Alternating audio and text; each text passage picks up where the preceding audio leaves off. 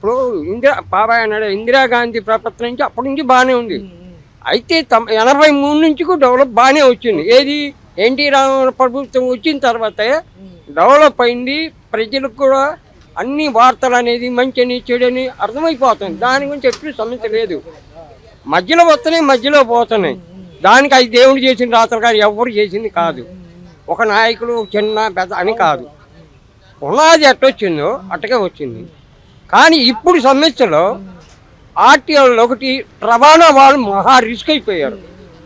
కొన్ని బళ్ళు బ్రేక్ అవ్వక, కొన్ని మోడల్ తక్కువని అయ్యని ఇవన్నీ ఇప్పుడు ఉన్నోడు ఉంటాడు, లేనివాడు ఉంటాడు.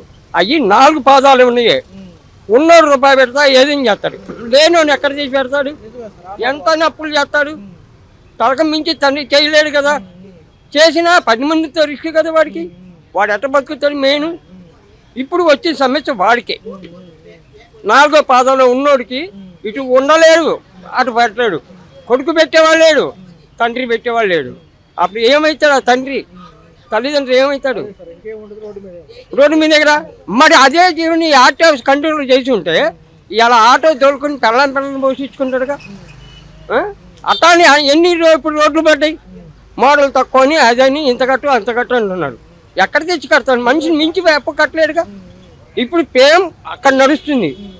అది కానీ చంద్రబాబు గారు దృష్టిలో పెట్టుకుని ప్రైవేట్కి ఇచ్చాడు కాబట్టి దాన్ని కంట్రోల్ చేసుకొస్తే ప్రజలు మాత్రం రూపాయికి 10 పైసలు మాత్రం ఇప్పుడు రోడ్లు ఎక్కకుండా ఉంటారు. ఇదే విషయంలో గ్రామాల్లో ఫోకస్ చేస్తున్నారంటారు పవన్ కళ్యాణ్ గారు. ఆయన విధి విధానాలు ఎలా? అందరూ ఇప్పుడు నాయకులు ఒకలే లేదు, మెయిన్ ఎవరు ఉన్నారు ఇప్పట్లో? చంద్రబాబు గారు ఆయన ఉన్నారు. ఆయనే దీన్ని చర్చ. ఆయన తర్వాత కళ్యాణ్ బాబు గారు ఆయనే దారుకుని చెప్తాడు, నువ్వు న్యాయంగా మాట్లాడాలని ఆయనే అంటాడు. న్యాయం అనేది ఒకవైపు ఉంటుంది కదా, 2 వైపులు ఉంటుంది కదా. అది కండిషన్. ముందు మాజీ ముఖ్యమంత్రి గారు కూడా ప్రజా దర్బార్లు అంటున్నారు. ఏదైనా 2029కి అవకాశం ఉందంటారు ఆయనకి? మా చంద్రబాబు ఉంటుంది అంటే ఒకటండి, ఇప్పుడు ఉన్న పొజిషన్లను బట్టి అయితే ఈయనకి అవకాశం ఉంది. కాకపోతే ఒకటి, ఈయన కొన్ని సమస్యలు ఎదుర్కోవాల్సి వస్తుంది. త్వరలో స్థానిక ఎన్నికలు ఉన్నాయి. మున్సిపాలిటీతో పాటు గ్రామ పంచాయతీ ఎలక్షన్స్. మరి వీటిని చూసుకుంటే నిమిత్తం ప్రజల హవా ఎటు ఉండబోతుంది? ప్రజలంటే గాలి అనేది దేవుడు ఇచ్చిన గాలి ఎటు పోతే ఎవరిని చెప్పలేరు. అది సృష్టికర్త గాలి ఎటుపోద్దా చెప్పలేదు. అది 4 పాదాల మీద ఉంటుంది. ఏ పాదం ఎటుపోద్ది ఎటు చెప్పాం? ఎక్కువ తోలచ్చు, తక్కువ తోలచ్చు, 4. కానీ ఆ టైంకి గాలి ఎటు వచ్చి ఎవరిని చెప్పలేదు. మరి ఒక 15 ఏళ్ళు సమయం ఇస్తే ఇప్పుడున్న ప్రభుత్వాలకి రేపు డెవలప్మెంట్ కనపడుతుందా? అభివృద్ధి కనబడుతుంది. 10 ఏళ్ళ దాకా కాదు, ఇంకా కొన్నాళ్ళు పోతే అభివృద్ధి కనబడుతుంది. మానవుడు ఇంకొక తెలివితేటను తెలుసుకుంటాడు. ఇప్పుడు మా అమ్మ మా నాన్నను అప్పుడుంది కాంగ్రెసే, జనతా ఉంది, బీజేపీ ఉంది. మాకు ఇవన్నీ తెలియవు. నాకు ఇప్పుడు 70 సంవత్సరాలు. సంక్షేమ పథకాలు ఏమైనా అందుకుంటున్నారు ఇంట్లో? అవన్నీ అందుకుంటున్నాం. దాని గురించి 70 సంవత్సరాల నుంచి ఎలక్షన్లో చూసుకున్నాం. అయితే 79లో లైసెన్స్ రెన్యూవల్ అయింది. అప్పుడు కాంగ్రెస్ ప్రభుత్వమే. 85 ఎన్టీ రామారావు గారు వచ్చిన దగ్గర నుంచి రాజకీయం అనేది తెలిసింది. 10 మందిలోకి తెలిసింది, అర్థమైంది. రోడ్డు డెవలప్ అయింది, రవాణా సంఘం బాగానే ఇప్పటివరకు చేసుకొచ్చాడు. మధ్యలో వచ్చారు, పోయారు. రాజశేఖర గారు, వైఎస్ రాజశేఖర గారు వచ్చారు, డెవలప్ అవ్వాల. మరి ఈయన వచ్చాడు, అది ఇంకా ఇదైపోయింది. అది ప్రజల్లో చెడుకొట్టుకుని మాట పోగొట్టుకుని అంత విలువ పోయింది. అది మళ్ళీ విలువ రాదు కదా. అది సంపాదించుకొని ఎన్ని సంవత్సరాలు పట్టుద్ది? మెయిన్ తన దృష్టిలో అది పెట్టుకుని చెయ్యాలి. కొత్త ప్రభుత్వ పరిపాలన గతంలో చూశారు. అప్పుడు 9 పథకాలు అయితే ఇప్పుడు 6 పథకాలు. అందులో మహిళల పేర్లతోనే ఎక్కువ ఉన్నాయి. స్త్రీ శక్తి పేరుతోనే పెడుతున్నారు. ఏదైనా చూసుకుంటే మహిళలకు ఉచిత బస్సు ప్రయాణం పై మీ అభిప్రాయం? బాగానే ఉంది. బస్సు మాత్రం కొంచెం ఇబ్బందిగానే ఉంది. ఎక్కడికైనా వెళ్ళాలంటే పర్లేదు, కానీ కొంచెం ఛార్జీలు తగ్గిస్తే బాగుండేది. Free bus. నిత్యావసర సరుకుల ధరలు ఎలా ఉన్నాయి? ధరలు పెరుగుతూ ఉన్నాయి, ఏం తగ్గిస్తున్నాయి, ఎక్కువ తగ్గటం లేదండి. కరెంట్ ఛార్జీలు బాగానే వస్తున్నాయండి. బిల్లులు మాకు తగ్గట్లేదు, బిల్లు లేదు కరెంట్. ఈ రేషన్ డిపోలో తీసుకుంటున్నారు కదా, ఏమైనా ఇబ్బంది ఉందా? సెలవుల సమయంలో కూడా ఉంటుంది? ఇబ్బంది ఏ లేదు. గతంలో జగన్మోహన్ రెడ్డి గారి హయాంలో డోర్ డెలివరీ ఇచ్చేవాళ్ళు. ఇప్పుడు చంద్రబాబు గారు వచ్చారు, తెచ్చుకుంటున్నాండి. ఎప్పుడు కుదిరితే ఎప్పుడైనా తెచ్చుకుంటున్నాం. 1వ తారీఖు పెన్షన్ విధానం బాగానే ఉంది, ఇస్తున్నారు. పొద్దున్నే తెచ్చి ఇచ్చేస్తున్నారు. సచివాలయంలో ఏదైనా కాగితం కావాలన్నా, ఏదైనా అప్లై చేసుకోవాలన్నా సమాధానం చెప్తున్నారు వెళ్తే ఏదైనా అవసరం అయితే వాళ్ళే ఫోన్ చేస్తున్నారు. పవన్ కళ్యాణ్ గారు కూడా ఉప ముఖ్యమంత్రి మన రాష్ట్రానికి. ఆయన పనితీరులు ఎలా ఉన్నాయి? గ్రామాలకు రోడ్లు వేపిస్తున్నారు. ఆయన బాగానే చేస్తున్నారు. మాజీ ముఖ్యమంత్రి గారు కూడా నేను ఓడిపోయాను కాబట్టి ప్రజల్లోనే ఉంటానంటున్నారు. ప్రజా దర్బార్లు ఆయన పెడుతున్నారు కాబట్టి ఎలా ఉంటుంది? త్వరలో కూడా పంచాయతీ ఎన్నికలు ఉన్నాయి, ఎలా అనిపిస్తుంది? మీ ఉద్దేశం ప్రకారం? ఏమో ఇప్పుడైతే బాగానే ఉంది మాకు, మహిళలకు అన్ని విధాలుగా బాగానే ఉంది. రేపు ఎప్పుడు 1500 ఇస్తామంటున్నారు కానీ నెలకి 1500, సంవత్సరానికి 18,000 ఎలా అనిపిస్తుంది? అంటున్నారు మరి. అప్పుడు పోస్ట్ ఆఫీస్లో అకౌంట్లు కూడా తెరిచారు అందరూ. తెరిచారు.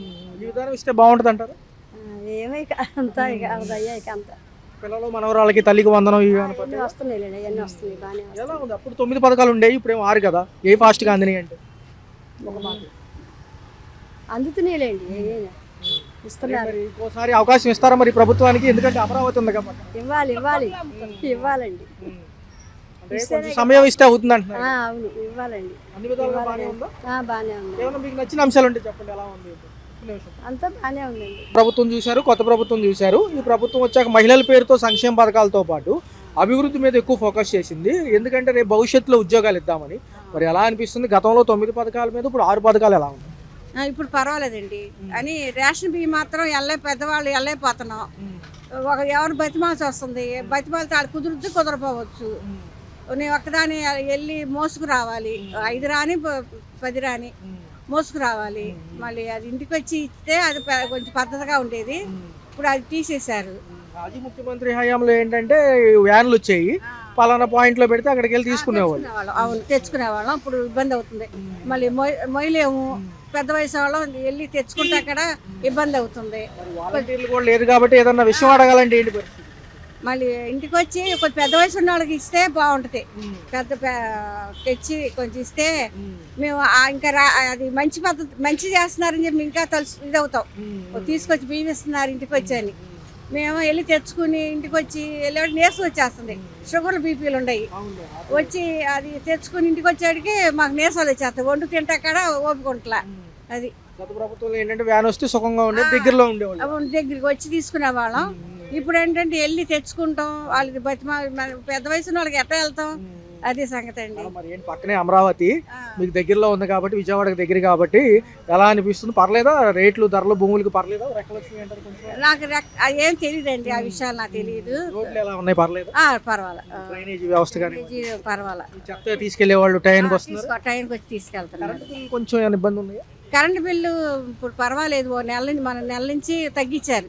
అంటే పోయినసారి ఏదో డబ్బులు ఎక్కువ కట్టించుకున్నారని పోయిన నెల డబ్బులు తగ్గించుకో. ఎప్పుడు 800 అట్లా వస్తాయి మాకు. ఇప్పుడు 600 చిల్లర వచ్చినట్టుంది. మళ్ళీ తగ్గించారని చెప్తున్నారు.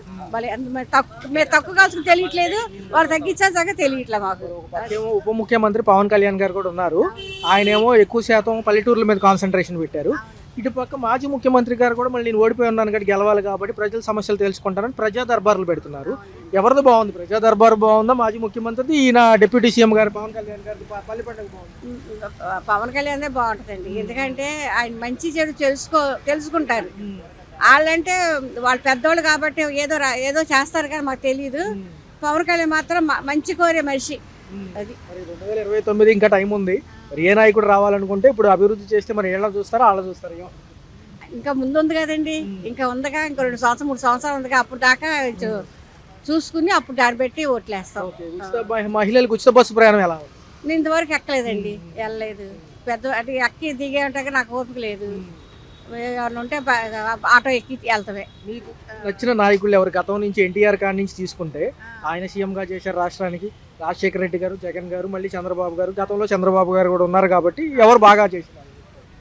చంద్రబాబు గారే బాగా చేస్తున్నారండి. ఏదో మన వరదలు వచ్చినాయి, అన్నీ చక్కగా ఎవరికి ఏ లోటు లేకుండా చూసుకున్నారు. పాలకు కానీ, నీళ్ళకి కానీ, తిండి కానీ ఏది లోటు లేదు. అంటే ఇల్లు మునిగిపోయి సామాన్లు పోగొట్టుకున్నాం. 1,00,000 రూపాయల పైన సామాన్లు పోయినాయి. అది ఎవరు చేసింది కాదు. అది మా టైం బాగోక వచ్చినాయి. అది పగలు వచ్చింది కాబట్టి కనుక్కున్నాం. అదే రాత్రి వస్తే అందరం ఎవరు అడ్రస్ ఉండేవాళ్ళం కాదు. అది